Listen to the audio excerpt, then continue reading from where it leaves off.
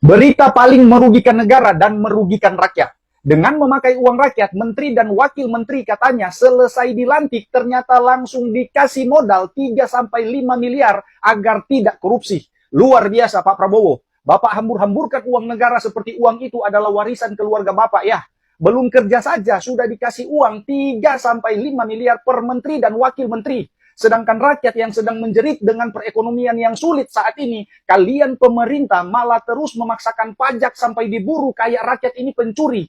Tidak ada solusi sama sekali dari pemerintah. Beritanya, dana tersebut diberikan terutama kepada pejabat yang dinilai belum memiliki modal finansial yang memadai.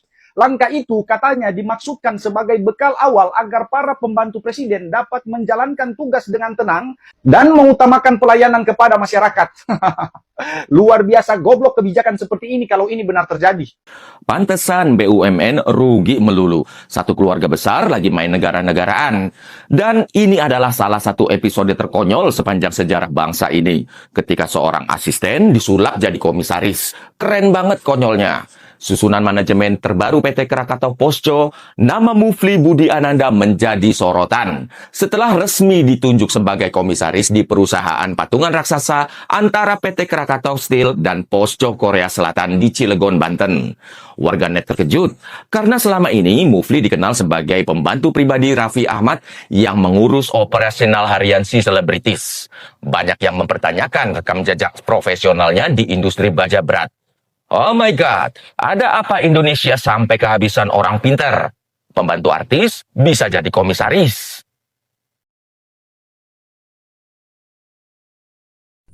Puan Maharani tidak mengizinkan undang-undang perampasan aset karena itu akan merugikan pejabat dan partai. Ojo dirugikan. Wes ora usah disahne wae, ora usah. Kok lah merugikan pejabat kerja keras lo yo, rapat sampai molor-molor ngono kae ya Allah, sampai keturun-turun mulas lo ngono kuwi. Wis kerja keras ojo dirampas asete ojo.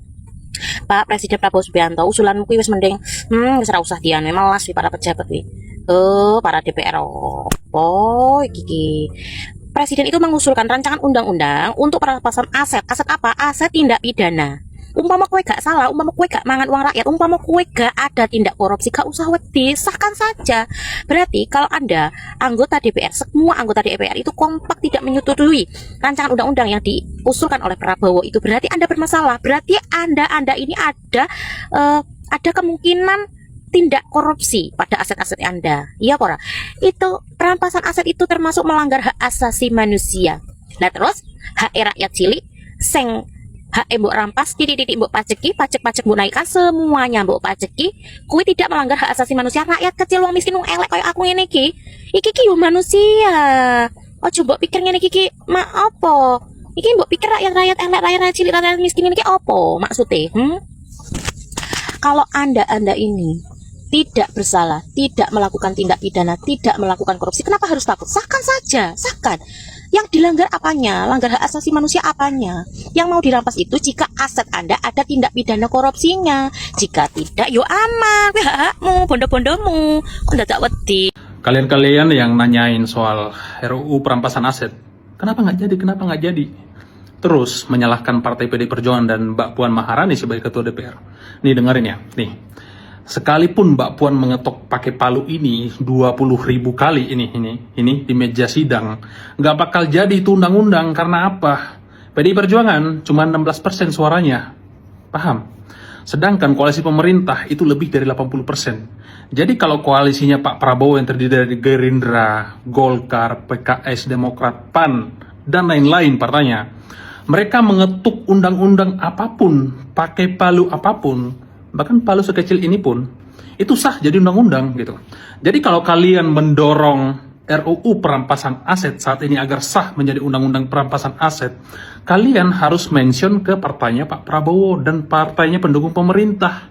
Jadi jangan salah alamat. Mbak Puan mau mengetok pakai palu tor atau palu tukang bangunan kayak gini nih, ini itu nggak bakal sah jadi undang-undang. Paham? 6 bulan beroperasi, untung 78 miliar. Wah, ini keren sih guys, ini guys. Proyek Koperasi Merah Putih di Melawai, Kebayoran Baru. Nih videonya nih. Koperasi Kelurahan Merah Putih ya. Di sini terpampang foto Presiden Prabowo Subianto dan lokasinya adalah Melawai, Kecamatan Kebayoran Baru, Jakarta Selatan. Untuk Koperasi Kelurahan Merah Putih di Melawai ini sudah berdiri Juli 2025, betul ya Pak? Betul. Sudah banyak pembelinya Pak? Kalau pembelinya sudah banyak, cuma kan kendala ini kan adanya posisinya adanya di tempat komersil. Betul. Jadi pembelinya itu masyarakat umum, bukan masyarakat lokal yang ada di sekitar di Kelurahan Melawai. Padahal kan sebenarnya koperasi kan sebenarnya kita supaya mensejahterakan masyarakat sekitarnya. Bahwa sebuah koperasi itu biasanya ada anggota. Kalau melihat tantangannya tadi, artinya saat ini kesulitan mencari anggota. Nah, kebetulan di Kelurahan Melawai itu ada kesulitan untuk mencari anggota. Kalau setahu pengetahuan saya, di Kelurahan Melawai adalah warganya itu kebanyakan kelas menengah ke atas. Yang jadi anggota saat ini siapa saja? Sudah ada? Anggota sudah. Anggota itu hanya pengurus sama pengawas saja. Mungkin 1 hari atau mungkin 1 minggu atau 1 bulan. Keuntungannya Pak? Kalau keuntungan kita kadang-kadang pas kita bikin laporan tahunan 2025, kita keuntungan kita yang kami laporkan ke suku dinas koperasi tingkat wali kota, itu kita keuntungan hanya kurang lebih 78.000. 78.000 per 25 Desember kemarin. Jadi selama 6 bulan. Anjay, kupikir 78 miliar guys, ternyata 78.000. Ini niat jualan nggak sih ini koperasi ini? Masa 6 bulan cuma untung 78.000 loh. Berarti dalam sebulan tuh cuma untung 10.000 lebih. Buset. Investor MBG tuntut agar dapurnya segera beroperasi karena utangnya banyak dan dikejar rentenir bank. Siapa suruh kalian bikin dapur MBG? Saya Muhammad Isnur, Ketua Umum Yayasan Lembaga Bantuan Hukum Indonesia atau YLBHI. YLBHI menyatakan keberatan serius terhadap program Koperasi Desa Merah Putih atau Koperasi Kelurahan Merah Putih, KDMP atau KKMP. Program ini diklaim sebagai jalan kebangkitan ekonomi rakyat, tetapi yang kami lihat justru sebaliknya. Program ini dibentuk dari atas, didorong dengan sangat tergesa-gesa, dibiayai dengan skema yang berpotensi membebani dana desa, menyeret TNI ke urusan ekonomi sipil, dan mengancam ruang hidup warga. Koperasi tidak bisa lahir dari komando. Koperasi lahir dari kehendak bebas warga untuk berhimpun, bekerja bersama, dan mengendalikan badan usahanya secara demokratis. Kalau koperasi dibentuk secara seragam dari pusat, dikerjakan seperti proyek negara, lalu desa hanya diposisikan sebagai alamat proyek, maka itu bukan penguatan koperasi. Itu proyek kekuasaan yang meminjam nama koperasi. Assalamualaikum guys. Yang Betawi, originally Betawi, mana nih? Kasih komentar. Saya orang Betawi, tapi tidak pernah ngomong bajingan ke siapapun. You know what? Karena it's definitely kasar, terus banget gitu. Gini, kalau orang merasa paling benar gitu kan, yang sebenarnya itu cuma pengen jadi presiden tapi nggak pernah bisa jadi seorang pemimpin seperti ini. Malu-maluin, is definitely malu-maluin. Gak sabar ya, nunggu 2009 biar nggak ngelihat manusia ini lagi berpidato. Oh iya, untuk tahun ini, ajaran baru ini, SD Muhammadiyah tidak ikut program MBG. Ya, kita putuskan pada raker hari Selasa kemarin bahwa SD Muhammadiyah tidak mengikuti program MBG. Alasan krusialnya sebenarnya? Alasannya yang pertama itu menyita waktu pelajaran, itu minimal setengah jam itu pasti tersita waktunya. Terus yang kedua, kita merasa ada yang lebih membutuhkan daripada siswa SD Muhammadiyah. Terus yang ketiga juga terkait sisa makanan yang terlalu banyak, malah mubadir. Kita mengarah ke dalam Islam kan mubadir itu tidak diperbolehkan, dan itu banyak sekali yang terbuang setiap hari. Makanya kita memutuskan untuk tidak mengikuti program MBG tahun ini. Betul, setuju banget dengan pernyataan tegas dari pihak sekolah SD Muhammadiyah Trenggalek. Ya emang bener, salut ya buat pihak sekolah yang menolak tegas untuk dilanjutkannya MBG karena beberapa pertimbangan. Pertama, menyita jam pelajaran anak-anak.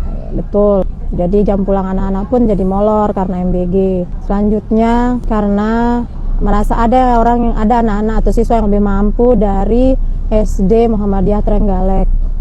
Betul. Dan yang selanjutnya lagi dengan pertimbangan tidak mau makanannya kebuang sia-sia dan mubazir. Ya memang betul, dalam Islam itu segala sesuatu yang berlebihan itu memang tidak diperbolehkan, apalagi dibuang-buang. Jadi selama ini emang MBG itu terlalu banyak dibuang-buang sisa-sisa makanan karena tidak semua siswa-siswi menikmati yang namanya MBG dengan beberapa alasan dan banyak alasan terjadi. Semoga pemerintah membuka matanya untuk lebih memperbaiki lagi tentang program ini. Kalian sadar gak sih kalau safari politik yang dilakukan oleh Jokowi baru-baru ini emang murni soal gimmick politik aja? Jokowi nggak peduli tuh harga-harga bahan pokok yang naik, harga BBM yang melambung tinggi, korupsi MBG, PHK di mana-mana, rupiah yang makin anjlok, IHSG yang merah terus. Dia nggak peduli itu. Jokowi cuma peduli soal masa depan anak-anaknya. Jokowi hanya peduli soal eksistensi nama keluarganya. Makanya PSI pun dibajak sebagai kendaraan politiknya. Dia nggak peduli soal nasib rakyat yang semakin hari semakin tercekik. Maka penting seperti yang diungkapkan oleh Ketua DPR Mbak Puan Maharani, jaga suhu politik agar tetap dingin. Suhu ekonomi udah memanas. Jangan dibakar lagi dengan suhu politik. Jangan berselancar di atas penderitaan rakyat yang kebanyakan tidak tahu kondisi yang sesungguhnya. Sebagai tokoh bangsa, seharusnya yang paling penting adalah mencari solusi atas permasalahan negara yang ruwet ini, bukan menunggangi penderitaan rakyat atas nama safari politik. Disinilah gagasan pemimpin diperlukan sebagai seorang negarawan. Apakah peka terhadap penderitaan rakyat, atau jangan-jangan malah menari di atas penderitaan rakyat dengan pura-pura hadir, tetapi sejatinya tujuannya adalah menyiapkan masa depan bagi anak-anak dan keluarganya.